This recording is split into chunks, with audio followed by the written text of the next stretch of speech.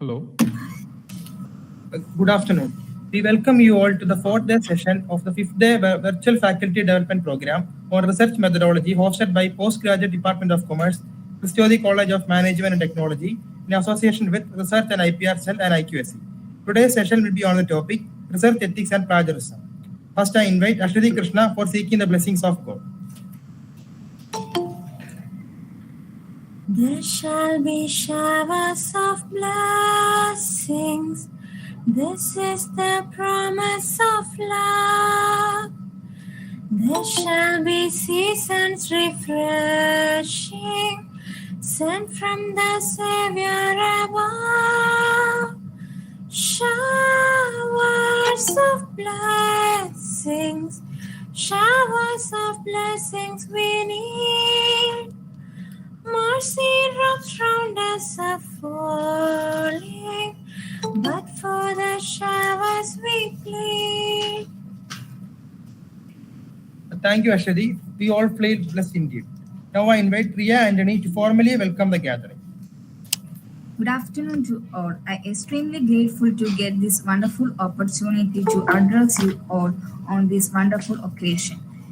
On behalf of our college, I welcome our today's resourceful person, Dr. Vinod V.M., Head Research Desk, University of Calicut, for accepting our invitation and to become the resource person of college event. Next, I welcome Father Joshi Chirampuri, CMI Principal, Christiodi College of Management and Technology, and Dr. Varghese Anthony, Vice Principal and HOD of Commerce Department. I also welcome Dr. Anu Anthony, Organizing Secretary to this program. Last but not least, I welcome all these participate in and around the state to this program. Thank you. Thank you, Riya, for an earnest welcome address. Today's session will be handled by Dr. Vinod VM, Assistant Librarian, Research Department, University of Calicut. He has 30 years of experience in plagiarism checking since 2015 at Calicut University. He is specialized in topics like information marketing, open information sources, and plagiarism. Now, let us proceed to today's session.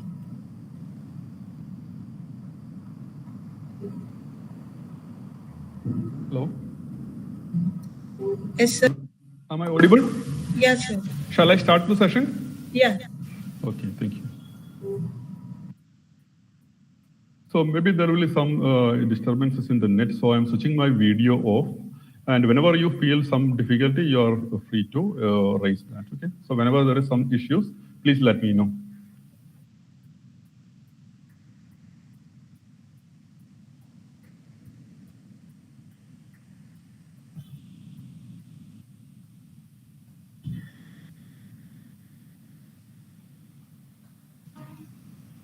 Can you see my presentation on the screen? Hello? Yes, sir. Is it full screen now?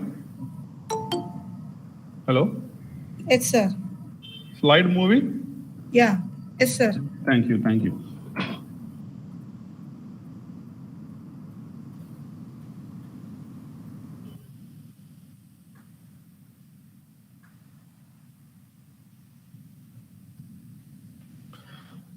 So thank you very much for giving me this opportunity. And as per your schedule, I am supposed to talk about research ethics and plagiarism.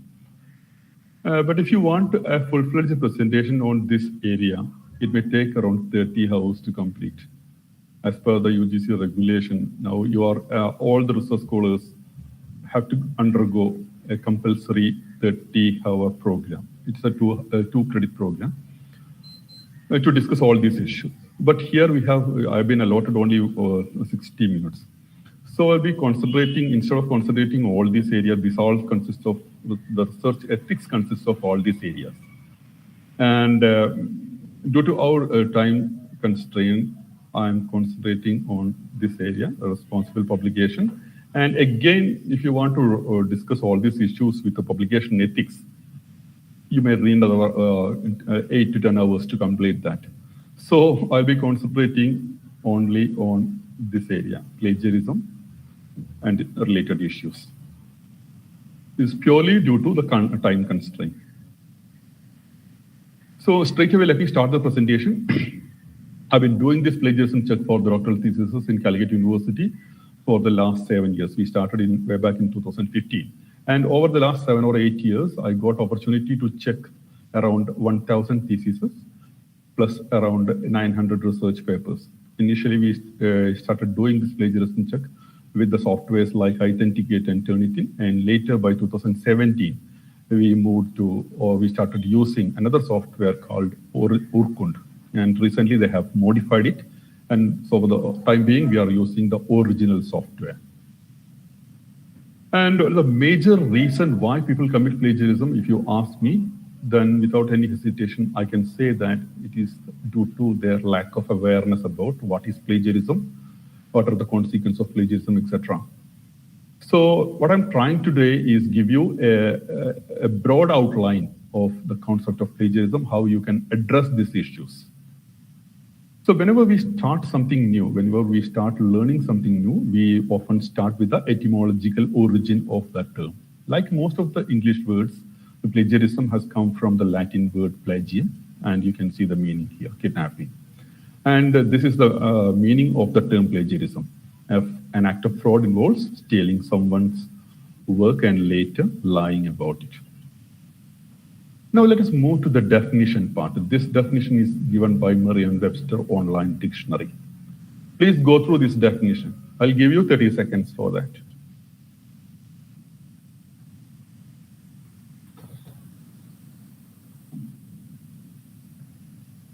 So from a practical point of view, if you want to accuse some person for committing the act of plagiarism, then you have to identify 3 things in their work. The first thing is that they are lifting certain ideas or sentences from others' work. So lifting of ideas or sentences from others' work. The second part is that they may use those lifted ideas or sentences in their own work as their own. That's the second thing. The third thing is that they will never give proper acknowledgement or citation to the person who originally created this idea or wrote this sentence. So if you can identify these 3 things in anyone's work, then you can accuse that person for committing the act of plagiarism. So I will repeat that once again: lifting of ideas or sentences from others' work, using those lifted ideas or sentences in their own work, and third thing, they will never give proper acknowledgement to the person who originally created those ideas or sentences. And if you can see these 3 things in a work, then you can accuse that person. Like, okay, you might have committed plagiarism. I think the concept is clear for you. Now let us move to the different types of plagiarism you often see in the works of scholars. And first type is called the clone type. And you may be knowing the meaning of clone. So we can say that it's an exact replica or a carbon copy of the original. So in this type of plagiarism, a scholar may identify a thesis or a research paper. Then he will copy the entire content of that thesis or research paper. Then he may make changes only in the periphery. For example, if it's a thesis, then he may change the name of the scholar, the supervisor, the department where he is supposed to submit that thesis, and the year of submission. So that means he won't make any change in the content. Then he will submit that thesis or research paper as his own. If you do so, it will come under the category clone type of copying. Copying the entire content and presenting those content without making any modification. Here you can see a typical example of clone type of plagiarism. On the left side, you can see the original paper, and this is the paper submitted by or text submitted by the scholar. Here you can see everything is highlighted. That means the plagiarism checking software has identified similarity in his work. So everywhere they have identified similarity. So if you compare these 2 texts, you can find 100% similarity here. And this has come from the same document. That is why it is called clone type of plagiarism. Once again, it's copying the entire content and presenting those content without making any modification from a single document. That is the important point. From a single document. That is clone type of plagiarism. Now there is another type of plagiarism which is called the Control C type of plagiarism. You may not be knowing or you may be using this Control C. It is for copying certain text from a document. And it will be accompanied by Control V for pasting the document. So in this type of plagiarism, a significant portion of a thesis or research paper is copied from other document. So he or she may make some changes in the text. Then he will submit. Here you can see an example for that. This is a report generated. Majority of the text is highlighted. That means the plagiarism checking software has identified similarity in those areas. But from here to here, and here also, that scholar has added a sentence and a word here. So apart from this, everything is copied from other documents. That is why it is known as Control C type of plagiarism. So the difference between clone and Control C is very clear. In the clone type of plagiarism, it is Control A, copy the entire document, select the entire document, Control A, then Control C, copy that, Control V. Here it is selective copying. He will make some changes in the text, then only he will submit his research paper or thesis. This is called Control C type of plagiarism. And another type of plagiarism is called the find and replace type of plagiarism. So under this type of plagiarism, a scholar may identify or collect the soft copy of a document or a thesis. Then he will identify the key terms in the thesis or research paper.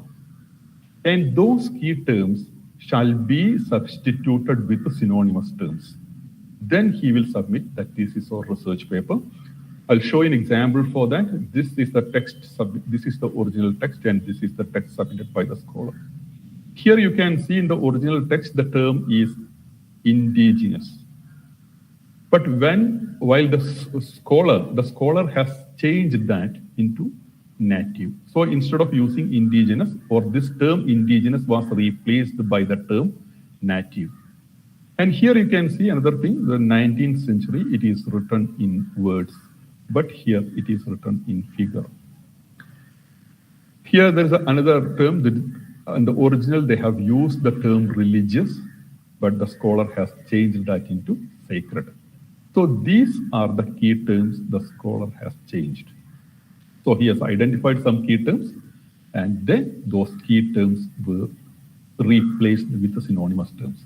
That is why it is known as find and replace type of plagiarism. Now there's another type of plagiarism which is called the remix type of plagiarism. You can see here the dress of this lady is not made out of a single cloth. Instead, they have collected different pieces of clothes from maybe different stores or some different reels, and with that, they have made this dress. Likewise, while doing their research or presenting their research thesis or preparing the research thesis or writing their research article, a scholar may collect information from various sources. Then he or she may rearrange those information in a logical sequence to suit his or her purpose. So they will collect information from various sources, and those collected information shall be rearranged in a logical sequence. Then he or she will present it as their own work. Here you can see a typical example here. This is a report generated in the software Turnitin, and the text is highlighted in different colors. Different colors indicates that he has collected this information from one source, this from another source, this from another source, this from another source, and this from another source. So in fact, he has collected bits and pieces from different sources, then rearranged in a logical sequence. Then he has submitted it as his work. This is called the remix type of plagiarism. Another type of plagiarism which often we see in the works of scholars is the self-plagiarism, and this is also known as recycled type of plagiarism. It's also known as recycled type of plagiarism. It is the most common type of plagiarism we see in the work of scholars. And here you can see, just zoom this, see the publisher. This is Kanaga, and this also Kanaga, the publisher. And here the issue is September 33, but here the issue is July 91. And you can identify the character. This is Tarzan, and this is Jane. And this is the first publication, and this is the subsequent publication from the same publisher under the same title, Jungle Comic. The title is also the same, publisher is also the same, but the issue is different. And see what are the changes they have made. Here, Tarzan is holding a dagger. But in this picture, instead of this dagger, they have replaced the dagger with a sphere. Here, the animal is crocodile, but here, the animal is a rhinoceros. And a person is here, he is missing. Here, Tarzan don't have anything, but here, you can find a dagger. And they have made some changes in the clothes of the pattern of clothes. It's, in short, we can say that they have used an idea from their own earlier publication. And we know that research is a continuous process. So we may use information from our earlier publications in the subsequent publications. There is nothing wrong in using the information from earlier publications. But you have to make sure that whenever you are using information from your earlier publication, of course, you might have developed that or developed that idea or written those sentences. But when you are using it in your subsequent publication, there is an obligation you have to give proper citation to your first publication.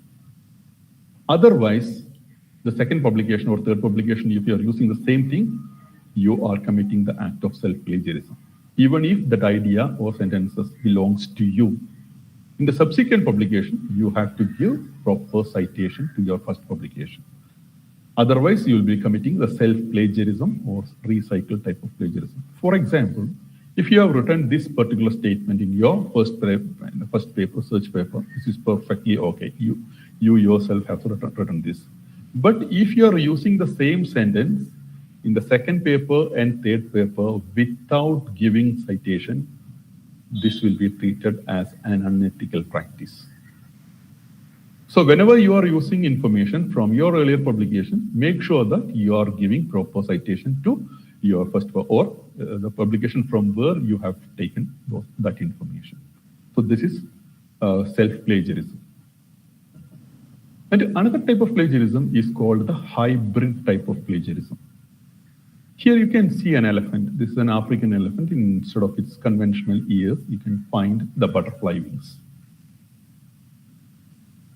So this elephant, so while writing a research report or thesis or a research article, a scholar may give proper citation to some information he has collected or he or she has collected from other sources. They may give proper citation to some information. But for some other information, deliberately they won't give citation. So their thesis or research paper may be a combination of cited and non-cited information. So here, the elephant represents the cited information and the butterfly wings represents the non-cited information. So it's a combination of cited and non-cited information. And if you submit your thesis like that, then you will be committing the hybrid type of plagiarism. Here you can see a simple example for that. This is the original paper, and this is the text submitted with the scholar. And here you can see inverted comma. That means the scholar is conveying to the readers that he has taken this information from here to here from another source. And he has copied not only the idea, but the same sentence as well. So he has put it in inverted comma. So this is perfectly okay. But for this information and this information, the citation is missing. He has copied the text again here and again, but the citation is missing. So this is not acceptable, and this is also not acceptable. But this is perfectly acceptable. So you can see a combination of cited and non-cited information. That is why it is called the hybrid type of plagiarism. Now, there is another type of plagiarism which is called the error type of plagiarism. So before discussing what is the error type of plagiarism, you must understand why people give reference.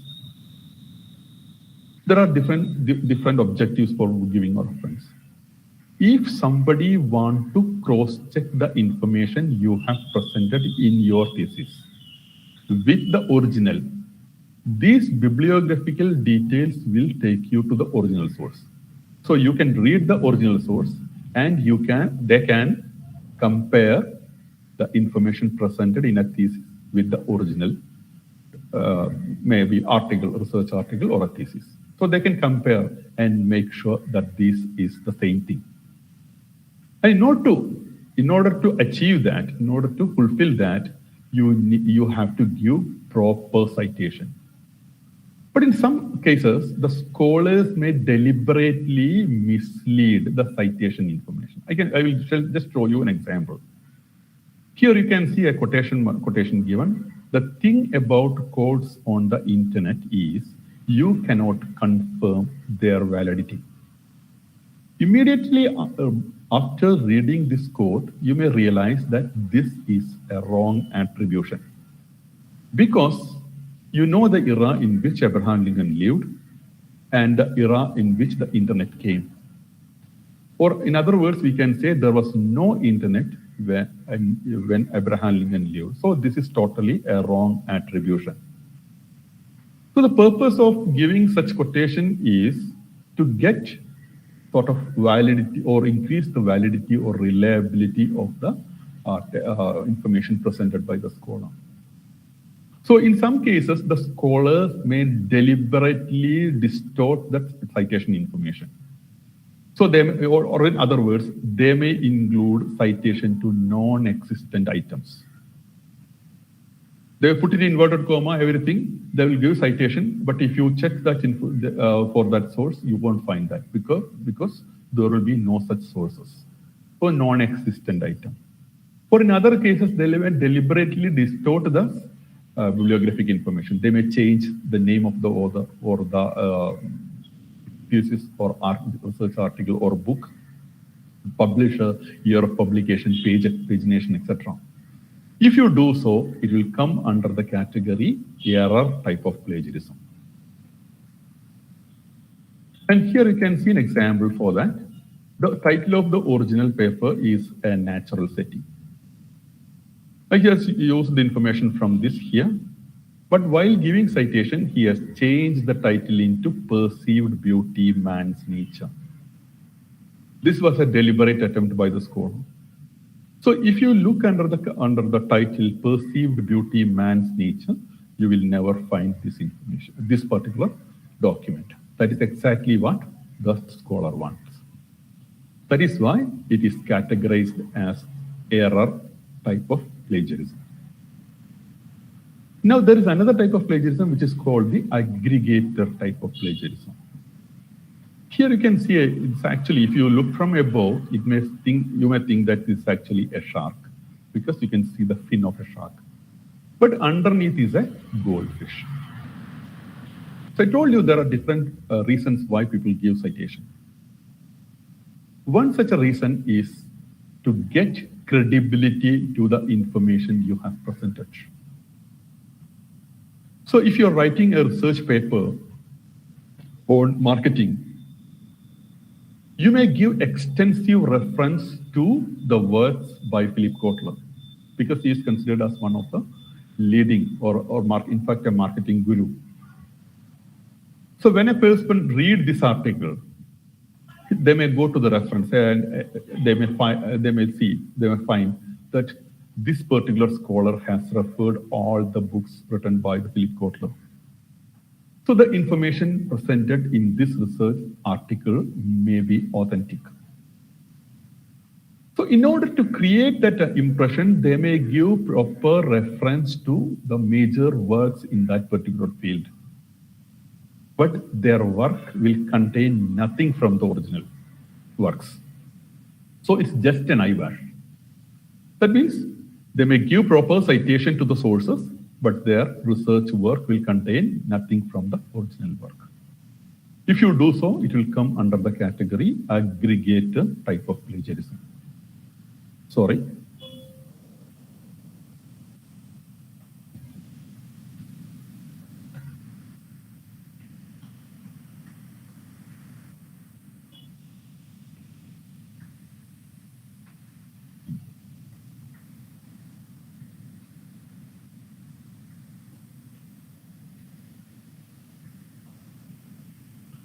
Okay, now you can see there's an example for that.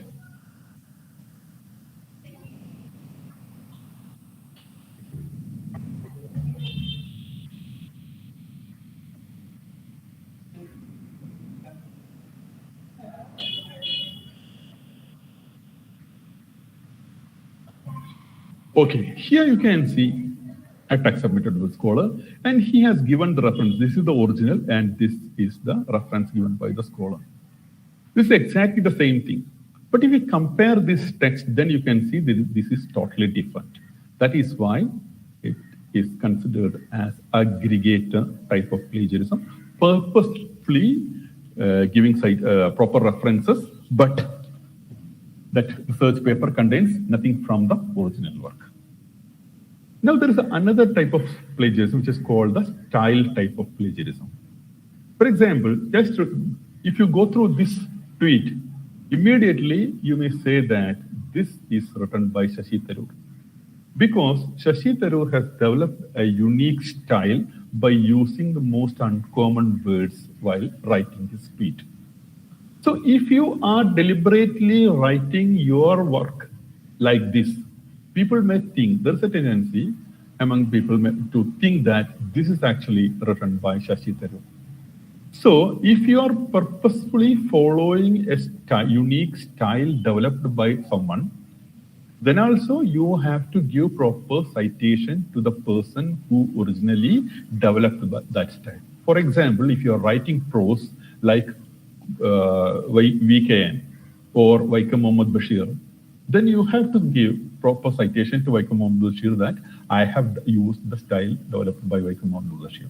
Otherwise, you will be committing this style type of plagiarism. But unfortunately, or fortunately, the soft plagiarism checking softwares cannot identify style type of plagiarism. Only human beings can identify that. And there is another categorization or classification of plagiarism into idea type of plagiarism. If you are using a unique idea developed by other person, and even if you are expressing those ideas by using your own words, still you have an obligation to give proper citation to the person who originally developed that idea. Otherwise, you will be committing this idea type of plagiarism. Again, if you are expressing that idea by using your own words, the software will be helpless there, but only human beings can identify that. So far, we have discussed about the meaning, definition, and different types of plagiarism you may see often in the works of scholars. Now, take a very small quiz. So, you can switch on your mic and answer this. Copying the entire content from a single document is called a dash type of plagiarism, clone or Control C. So, what is the answer? Hello? You're copying, suppose somebody is copying the entire content from a single source without making any modification. Hello? Are you there? Hello? Am I audible? Yes, sir. Yeah. So what is this? Answer to the first one. Clone. Yeah, absolutely right. If you copy entire content without modification, it is clone type of plagiarism. That is right. Then giving citation to non-existent or inaccurate information about the source is called dash type of plagiarism. Hybrid or error. Hello? Error. Yeah, error. Right. Error type of plagiarism. Correct. Now, we are moving to the software we are using in the universities Well, in fact, this is supplied by the UGC in FleetNet. So for the time being, we are using the original software, which is actually a modified version of the Urkun software. This was developed in the Scandinavian country, Sweden, and university libraries are given access by InflipNet. The first and foremost feature of this software is that this is a cloud-based software. That means if you want to use this software, you don't have to install anything on your computer. It's just like using an email or email for Google Drive. You don't have to, you will be given a username and a password with which you can access your account from any part of the world, provided you have an internet connection. So you don't have to install anything on your computer. Now let us see, when we are uploading something into the software, what happens? When we upload some text into the original software, the software will compare the text you have uploaded with the information available on internet. So initially, it will cross-check the information with the sources available on internet. And if they find any similarities, similarities in the text, they will note that. Then the text uploaded will be compared with another database, which is called the publisher's material. Now, these days, most of the publishers are making their database available to the plagiarism checking software. So the software will compare the text you have uploaded with the text available in publisher's database. Again, if there is any match, that will be noted. And finally, there is another database which is called the student material, or in some cases, it is also called the student archive. Whenever we are uploading something into this Urkun software, original software, it will be saved in the student material or student archive. So finally, the software will compare the text you have uploaded with the information available in the student archive. And the similarities from the internet, sources from internet, then publisher's material and student material will be noted. And it will be marked in a report. Report, that means in the text you have uploaded. Wherever they have identified similarity, it will be marked. Then you will get it as a PDF report. So this is the behind the screen operations. And you can upload the document any of the format, because this plagiarism checking software accepts almost all types of format. It can be HTML, it can be Word, it can be PDF, it can be ODT, RTF, any format you can upload. Now, this is the core of the presentation. If you want to know how the software works, then you have to keep these things in your mind. The first thing here you can see, this is a picture of Mahatma Gandhi, and here you can see the picture. This is Ben Kingsley. He played the role of Mahatma Gandhi in the Richard Attenborough movie, Gandhi. And why Ben Kingsley was selected for the role? The reason is very simple. Of course, his acting skills as well as his physical resemblance with Mahatma Gandhi. So if you are asked to compare these two pictures, then if you have two options, either you can use similar or you can use same. You will use the term similar here, because these are not the same. So this is only similar. And you all know that this is Mona Lisa and this is also Mona Lisa. So if you're asked to compare these two sets of pictures, then you may answer. Again, you have two options, similar and same. Here you may use, instead of similar, you may use this is same, because this is exactly the same picture.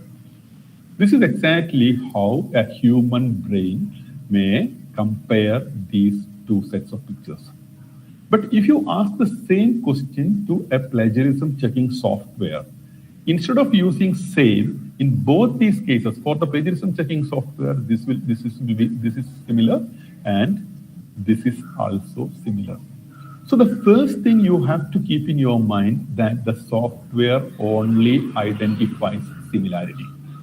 I'll further elaborate that. For example, if you upload something into the plagiarism checking software, they will give you a report. This is a report generated in the software, Authenticate. And this is a plagiarism checking software. And they have given you a result here that is 3%. If you ask a layman to interpret this figure, 3%, probably he may say that this particular researcher might have copied 3% of his thesis from other sources. So this is the layman's interpretation of this 3%. But if you check where the software has identified, if you go to the report, then you can find here, see here where the software has identified. It has identified similarity in the term mean, standard deviation, and p-value.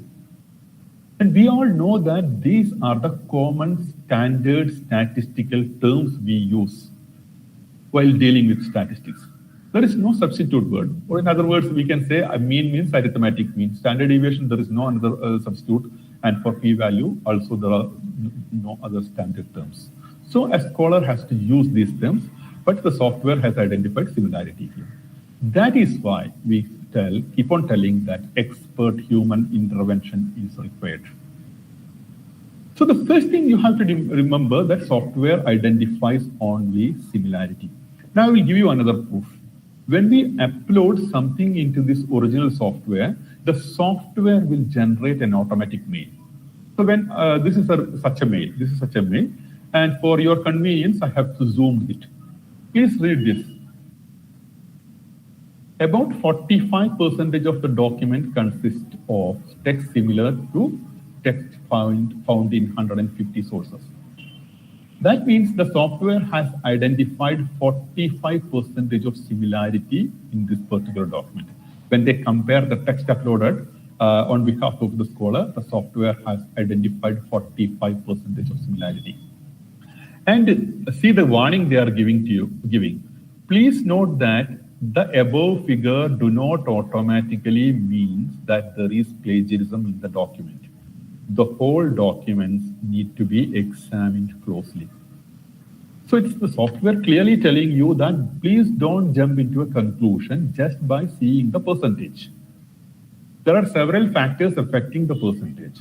So you have to compare the text uploaded with the original, then only you decide whether this is plagiarism or not. So if you move back, here you can see the term they have used. This is a plagiarism checking software, and this is their output. And see the term they are using. They are using the term similarity index. The question is why they are not using the term plagiarism index.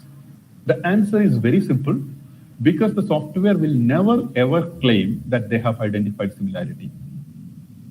They will only say that they have identified similarity, and it is your duty to distinguish between similarity and plagiarism. So the first rule you have to remember that the software identifies only similarity, and all similarities may not constitute plagiarism, but all plagiarism may constitute similarities. All similarities may not come under the category plagiarism, but all plagiarism may come under the category similarity. So this is the first thing you have to remember.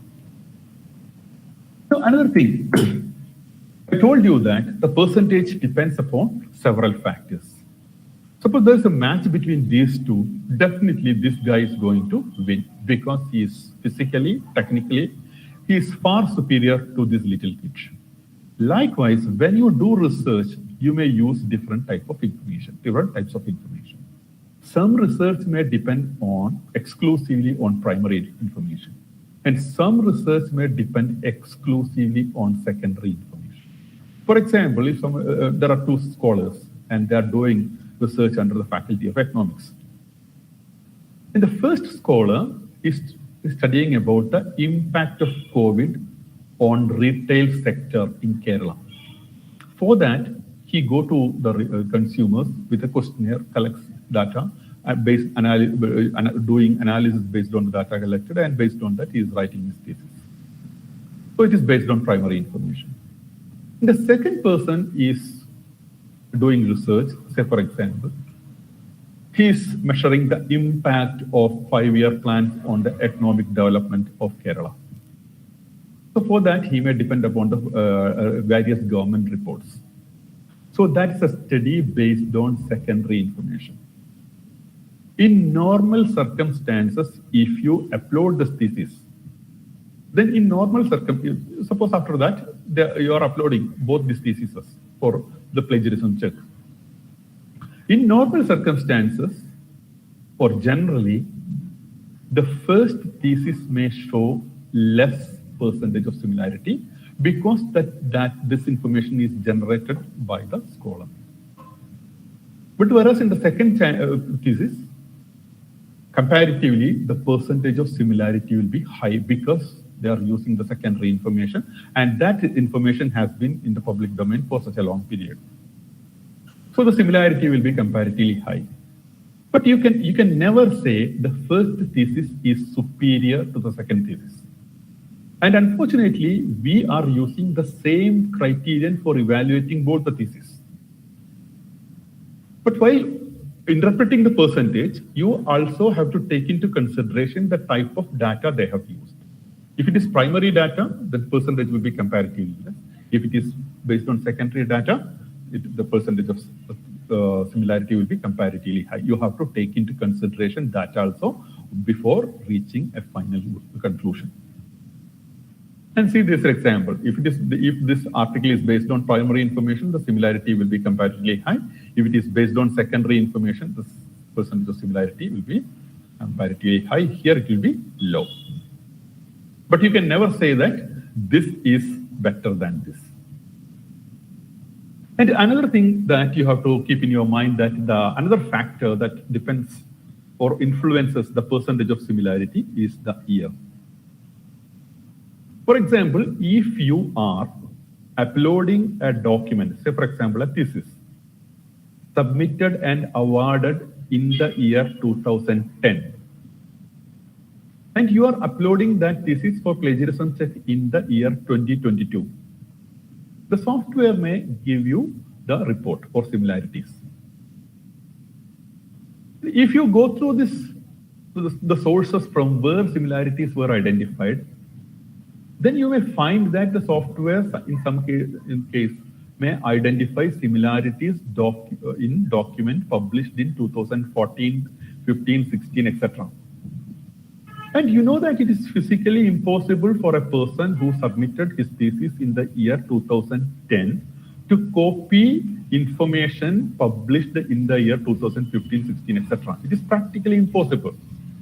So whenever you are doing retrospective checking, then you have to make sure that in our example, 2010 documents checking in 2022, then you have to make sure that you have excluded all the sources published after 2010 from the final report. Otherwise, it will give a totally wrong picture. So the year of publication or submission of the document is also very important, especially if you are doing retrospective checking. And another problem with this software is that most of these plagiarism, in fact, all the plagiarism checking softwares were developed in the foreign countries. So it supports only international languages. If you want to check a document prepared in Malayalam or Tamil or Telugu, it is practically impossible. Recently, they have started supporting the Hindi language, but they will support only international languages. So this is another issue. And another factor that determining the percentage of similarity is the standard. In some universities, they consider, this happens only in the case of PhD theses. In some universities, they consider the entire thesis as a whole document. That means from introduction to conclusion, all these things will be considered as a single document. Whereas in Calicut University, we divide the thesis into three parts. The introduction and review form the first part. The research method form the second part. And the result, discussion, conclusion, etc. This forms the third part. Now I'll show you a simple example, then you decide which method is more appropriate. For our example's sake, let us assume that there's a thesis and there are only 1,000 sentences in that thesis. And out of this thesis, out of 1,000 sentences, 80 sentences are perfect plagiarism. This is not similarity, this is perfect case of plagiarism. He has lifted the ideas or sentences. So if you calculate the percentage of similarity there, it will be 80 into 100 divided by 1000 is equal to 8%. Actually, they are calculating the percentage of similarity based on words. For our example's sake, I am using the sentence. So you may, this document, you may identify 8% plagiarism. This is not similarity. This is clear case of plagiarism. And if you are asked to air your opinion that whether to accept this thesis for the award of the doctoral degree, you can accept this or you can reject this.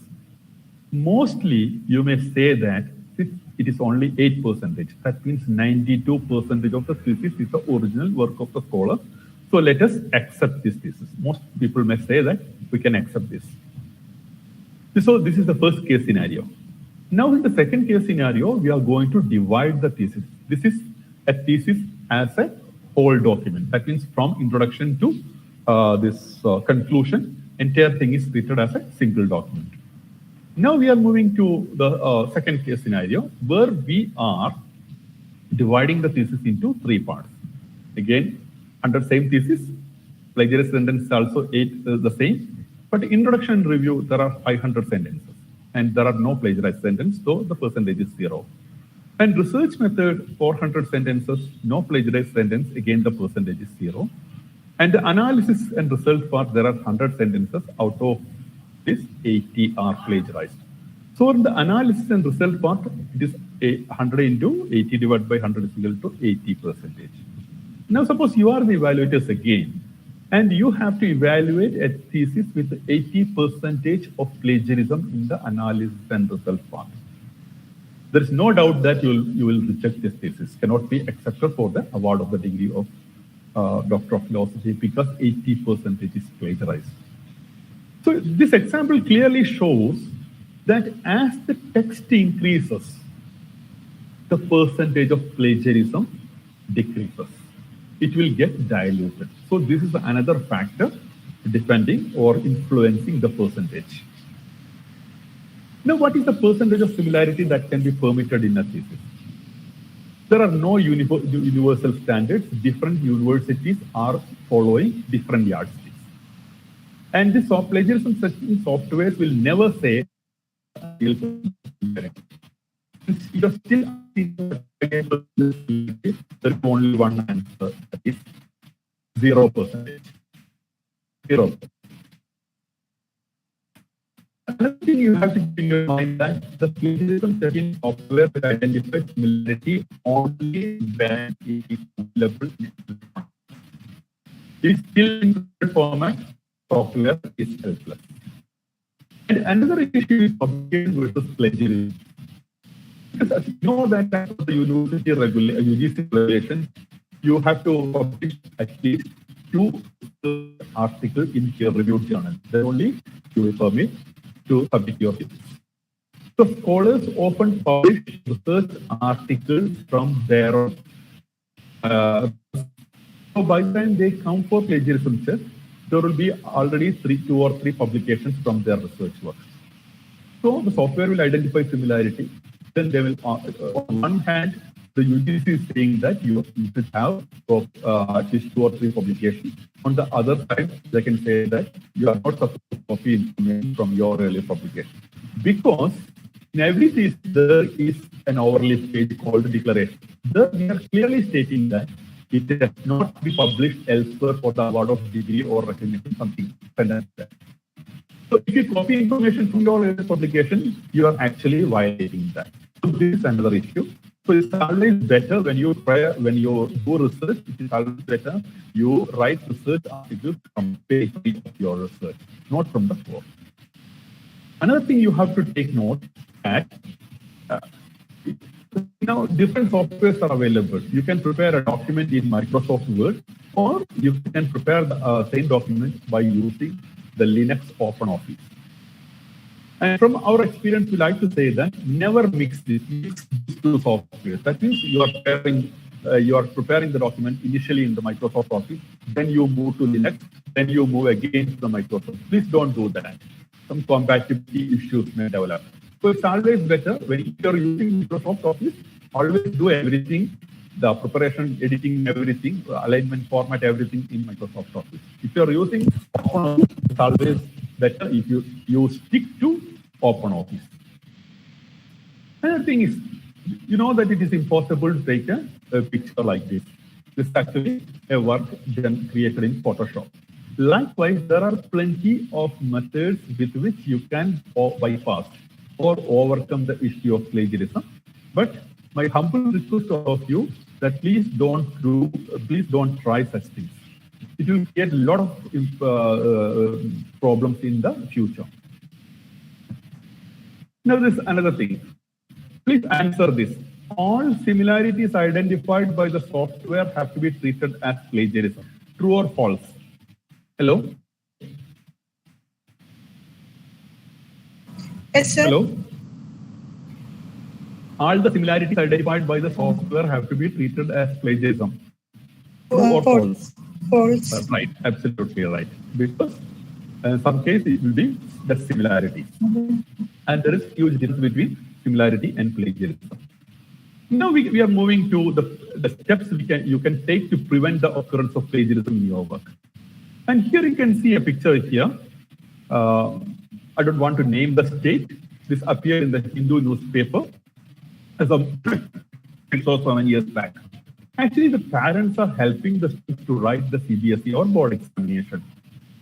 If the parents are showing this kind of integrity, you cannot expect the same from the students. So the ultimate solution for arresting the occurrence of plagiarism is to create the environment. That means you have to teach the kids or your students the ethical way of using information from the very beginning itself. So whenever you have to tell the students that whenever you are using information from other sources, you have an obligation or you have a duty to give proper citation to the person who originally created those ideas or written those sentences. If you do so, then by the time they want to do the PhD, this plagiarism that won't be a major issue. They'll be quite comfortable with that. Another thing is that whenever you are using information, please make sure you have to make sure that you are noting down the bibliographical details. At least you note down the ISBN number, ISSN number, DOI number, then the author, the title, then the publisher, place of publication, the pagination, etc. So immediately after copying that information, you note down these things. Then giving proper citation won't be a big issue. Another thing is that whenever you are starting your research, you ask your seniors or your research guide or anybody in the department the style followed, the citation style followed by your department. It could be MLA, it could be APA, it could be Harvard, it could be Oxford. There are more than 6,000 different citation styles in the world right now. So try to understand how to give citation to a single author, two authors, more than two authors, work appearing under editorialship, then how to cite a blog, how to cite an email, how to cite a website. So these citation manuals will discuss all these things. So please go through the citation manuals. Another thing you have to keep in mind that here you can see a picture. This is sunrise or sunset and a small chemical equation, and this is our national anthem. And these are all called common knowledge. That means that knowledge has been in the public domain for such a long period, and everybody is expected to know that. For example, if you're writing a sentence, like the data for the study was collected from the 14 districts of Kerala, namely Thiruvananthapuram to Kasaragod, if you're writing down the name of the districts, 14 districts. The software may identify similarity there. But we all know that these are the standard names of the district. which you cannot change. There are no substitute term for Kottayam. Kottayam has to be written as Kottayam only. Kollam has Kollam only. Thiruvananthapuram has Thiruvananthapuram only. So this is, even though the software identifies similarity there, these are common knowledge. There is no need for editing. There is no need for giving citation to such information because this is called common knowledge. And it is always better if you're using the exact verbatim used by other persons. It is always better you put it in inverted comma. Then you have to give in-text citation also. And if you're using an opinion expressed by an expert or something like that, again, you are using their idea as well as words. In the same sequence, again, it is always better you put inverted comma and here you give in-text citation. And whenever you are using an idea, unique idea developed by others, there also you have to give proper citation. So when to use in-text citation? When you are using a direct quote, when you are using an idea, but you are expressing that in your own words. That means you are paraphrasing that by changing the sentence structure. Then also you have to give in-text citation. While giving paraphrase or paraphrasing that idea, you have to give in-text citation. And even if you are using an idea from other sources, you have to give in-text citation. But if you're using common knowledge, then there is no need for in-text citation. And if you're using the artwork, the image, graph, statistics, music, etc., these things also come under the category plagiarism. So whenever you are using this kind of information, make sure that you are giving proper citation. And another controversial thing is this quotation. Because almost all the softwares permit to exclude whatever is given inside quotation. So there's a tendency among at least among some scholars to use this quotation mark excessively. They will copy information and they will put it in inverted comma. So technically, there is nothing wrong. But as a general rule, we can say that the more quotation, that means actually reducing the value of the thesis, because the evaluators or the readers may be more interested to know your perception on that particular topic rather than someone else's perceptions or ideas. So you can use quotation, there is nothing wrong in it, but limit it as much as possible. Use it very judiciously. Only when you think that it is totally necessary to support my arguments, then use quotation mark. Otherwise, the better option is paraphrasing. And again, this paraphrasing is also a controversial area. Many people believe that the paraphrasing is an art of identifying the key terms, then replacing those key terms with synonymous terms. That is not paraphrasing. It is called find then replace type of plagiarism. Definitely the software will identify such types of plagiarism. So this is a typical example. Here, this parrot is saying that yes, and this parrot has properly paraphrased it as he agreed. So the sentence structure has been changed totally, but the meaning is retained. So this is the exact way you have to paraphrase. And these are some guidelines for paraphrasing. When you want to paraphrase a particular text, try to understand the text by reading it again and again. Then change the sentence structure and words. Then combine ideas if possible. That means if it is a complex sentence, you have to make it a simple sentence. If it is a simple sentence, you can make it a complex sentence. The other way also. Then check if the meaning is retained and never forget to give proper citation. And seeking expert help. While you're doing research, you may not have expertise in all areas. And there is nothing wrong in seeking expert advice. But if the advice or if the contribution from the expert is intellectual in nature, then you have to give proper citation to that person also. For example, you are developing a scale, means a scale type questionnaire, a scale with the help of an expert in that particular field. So that's an intellectual help. You have to give citation to that person. Okay, we have developed this scale with the help of this person. You have to give proper citation.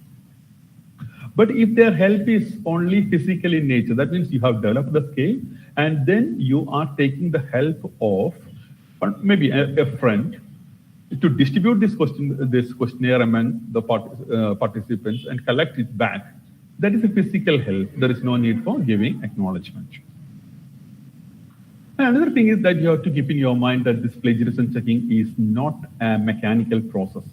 Please don't go by what the software are saying. The software is only a need, and human intervention is a must.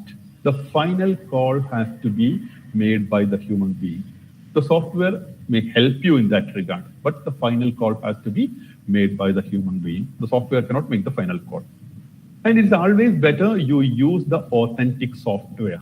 There are plenty of softwares available on net. But if you have access, or if your research article or thesis, if you think that this is significant, it's always better you use the authentic software like Original, Authenticate, or Turnitin. Because the moment you upload your thesis into the plagiarism checking software, they will get access to your text. And another thing is refine till perfection. And I've seen in many cases when the research guide asks the research scholar to rewrite the thesis, they often get frustrated. But believe me, if you submit a research article to a reputed publisher, they may also ask you to refine it a couple of times. The reason behind that is to improve the quality of your research paper or thesis. So whenever you are starting your research, always keep in your mind that the research guide may ask you to rewrite the thesis a couple of times. So if you prepare your mind accordingly, then it won't be a problem. And actually, they are asking you to improve the quality of your thesis. And this is another important thing. Do not wait for the 11th hour. That means I've seen in many cases, the scholars will come to our office and say, tomorrow I have to submit. Today you do plagiarism check, run a plagiarism check on my thesis. And from my experience, I would like to say it is always better to have a 15-day cushion period. For example, if you want to submit your thesis by December 1st, it is better you do the plagiarism check at least by November 15th, so that you will get a 15 period, the cushion period. And if the software identifies some similarity, which comes under the category plagiarism, you will get ample time to edit those things or rewrite those parts. If you wait for till the 11th hour, you will be putting you under tremendous pressure. So this also you have to keep in mind. So with this, I have completed this. So I told you that I've got only 60 minutes. It's already 60 minutes, I think. If you're ready to take the quiz, are you ready? Can you spend another 10 to 15 minutes? Otherwise, we will wind up. Hello? Madam? Hello? Hello? Anu, madam? Hello? Anybody there? Yeah, we can, sir. So can I take another 10 to 15 minutes? Hello? Yes, sir. That is no issue. Okay. You can please. Hello. Okay. Yes, So sir. I have completed. See, I know I told you that normally if you are going for a full-fledged. Yes, sir. Okay. If you are going, so I'm just. Hello. Okay. Hello. Okay, madam. Okay, I will take another 10 or 15 minutes maximum. No problem, sir. Okay. Okay, that's So no I told issue. you in the beginning that if you are going for a full-fledged presentation on the topic plagiarism, it may take around 3 hours. Now, with the time constraint, I have cut down it. But still, if to check what you have learned from this session, let us take a small quiz. So you have to. I'll tell you the terms and conditions. This is the original work submitted. This is the original work, and this is the work submitted by the scholar.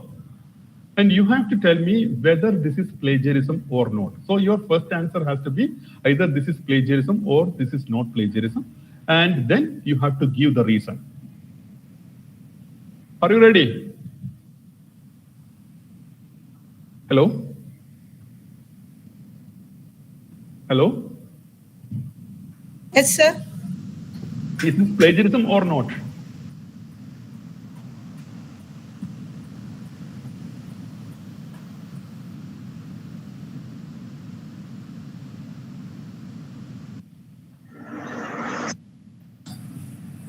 not a plagiarism because they have given in inverted commas with citation. Yes, absolutely right. Even though the scholar has used exactly the same sentence here, but it is put in inverted comma, and you can see it is properly acknowledged. So this is the perfect way of doing things. This is not plagiarism. Your answer is absolutely right. Now, what about this one? Again, this is the original thing, and this is the text submitted by the scholar. Is it plagiarism or not?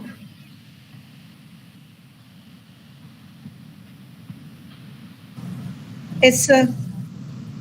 Pardon? Answer is plagiarism or not? Is it plagiarism or not? No, sir. Plagiarism. This is, I can't get you. Is it plagiarism or no? Yes, sir. So your answer has to be either this is plagiarism or this is not plagiarism. Yes, it is plagiarism. Yeah. The reason?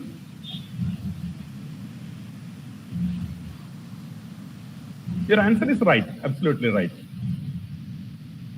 This is plagiarism. And the reason? Look, they have used the exactly the same sentence has been used here. But if you're using the exact sentence, then you have to put it in inverted comma. The inverted commas are missing. That means the scholar is claiming that he has paraphrased this sentence properly. In reality, he didn't paraphrase it. So this is not an acceptable practice. This is clear case of plagiarism. And what about this one? Again, this is the original, and this is the text submitted by the scholar.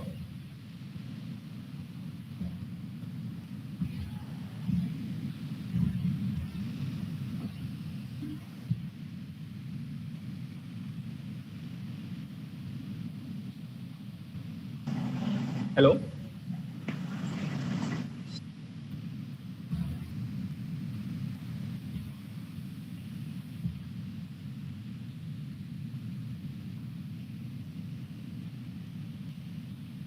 Hello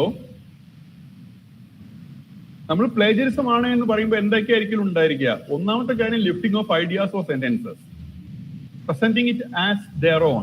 രണ്ടാമത്തെ condition. മൂന്നാമത്തെ condition no acknowledgement.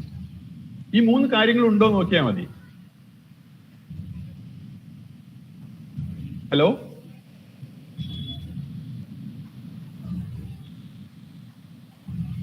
Answer കിട്ടുന്നില്ല?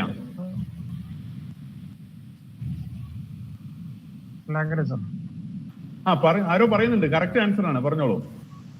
Sir, yes, it is plagiarism. This is plagiarism. Why? Plagiarism, sir. Yes, sir. This is plagiarism. The answer is absolutely right.